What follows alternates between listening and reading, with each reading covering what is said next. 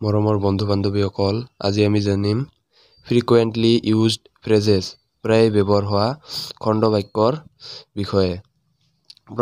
প্ৰথমতে হ'ল মই এতিয়াই আহি আছো। ইয়াৰ ইংৰাজী অৰ্থ হ'ব just coming। ওচৰলৈ আহা, ইয়াৰ ইংৰাজী অৰ্থ হ'ব come here।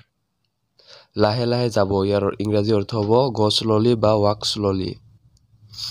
তৎক্ষণাত যোৱা, ইয়াৰ ইংৰাজী অৰ্থ হ'ব go at once। বৰ ভাল কথা, ইয়াৰ ইংৰাজী অৰ্থ হ'ব ফাইন বা ভেৰি গুড। ইয়াত ৰ'ব, ইয়াৰ ইংৰাজী অৰ্থ হ'ব stop here। গুচি যোৱা বা ওলাই যোৱা, ইয়াৰ ইংৰাজী অৰ্থ হ'ব go away বা get out। ৰ'বা, ইয়াৰ ইংৰাজী অৰ্থ হ'ব I say stop নাইবা wait a while। চিধা যাওক, ইয়াৰ ইংৰাজী অৰ্থ হ'ব go straight। কোৱা, ইয়াৰ ইংৰাজী অৰ্থ হ'ব speak। শুনক, ইয়াৰ ইংৰাজী অৰ্থ হ'ব listen। ইয়াত ৰ'ব, ইয়াৰ ইংৰাজী অৰ্থ হ'ব listen।